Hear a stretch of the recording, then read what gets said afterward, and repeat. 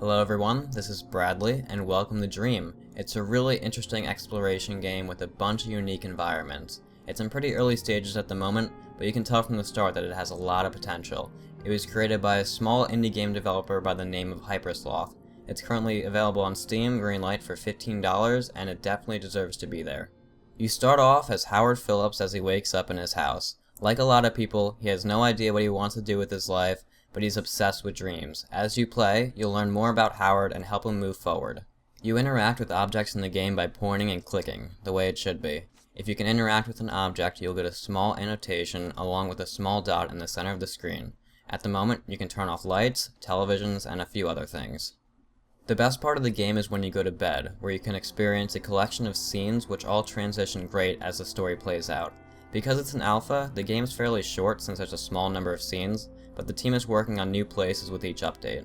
There's a huge variety of scenes in the game. Right now we're in some sort of rocky desert environment. It's your job to find new paths which usually lead to new areas. One thing I especially like about this game is the blur on the top half of the screen.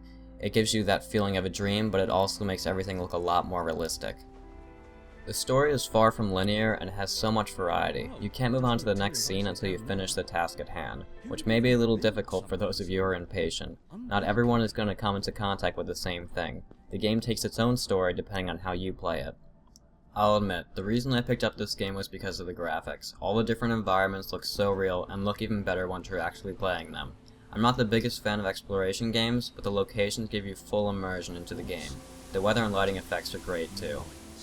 What's even better than the graphics is the soundtrack. The team hired their own composer for the music, all of which is original. The music varies depending on the situation too. I feel like I'm playing a totally different game when starting a new scene. My only suggestion for the future of this game is to have a few smaller environments. It can get boring sometimes just endlessly wandering in the outdoors. I actually find the house in the game very interesting. There is so much more to search and look through.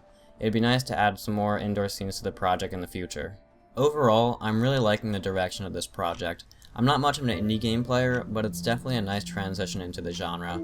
If you don't like indie puzzle games, then you probably won't like this, but that's an obvious. If you're a fan, I'd consider buying the game now because it has a lot of potential, plus you get all the future updates free. That's all for now everyone, thanks for watching. If you can, leave a like and subscribe if you want more content. Have a good day.